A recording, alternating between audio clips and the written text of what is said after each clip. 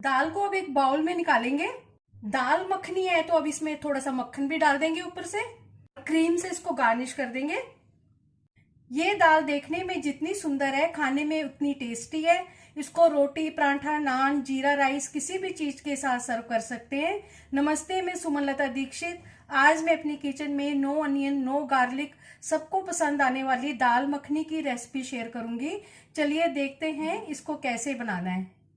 इसको बनाने के लिए 1.5 कप ये साबुत उड़द की दाल है और 1/3 कप राजमा है। इनको 7-8 घंटे या पूरी रात भिगो देंगे और ये भीग चुके हैं और इनको मैंने धो के ले लिया है।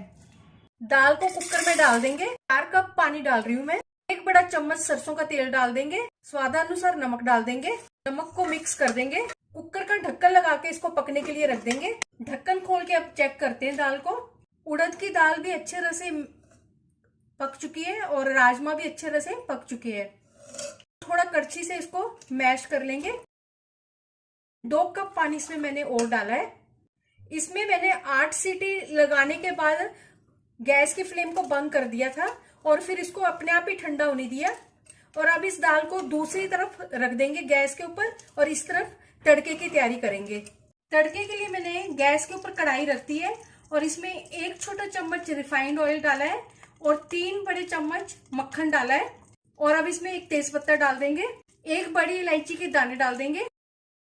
आधा इंच दालचीनी का टुकड़ा डाल देंगे। 1 छोटा चम्मच जीरा डाल देंगे और अब इनको पकने देंगे। छोटा चौथाई चम्मच इसमें हींग डाल देंगे। 1 इंच अदरक ग्रेट किया हुआ है वो डाल देंगे। छोटे 5 टमाटर की प्यूरी है उसको भी डाल देंगे। इस मसाले को पकने देंगे। छोटे 2 चम्मच धनिया पाउडर डाल देंगे। आधा छोटा चम्मच लाल मिर्च पाउडर और अब इस मसाले को पकने देंगे अच्छी तरह से।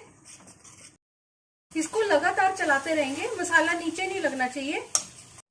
अगर आप मेरे चैनल पर पहली बार है तो इसे सब्सक्राइब कर देना, बेल को प्रेस कर देना, जिससे आपको मेरे आने वाले वीडियो की नोटिफिकेशन मिलेगी। और अगर आपको मेरी रेसिपी अच्छी लगती है तो इसे लाइक कर देना और ज्यादा से ज्यादा इसको शेयर कर देना और कमेंट सेक्शन में जरूर बताना ये रेसिपी आपको कैसी लगी। मसाला अच्छी तरह से भून चुका है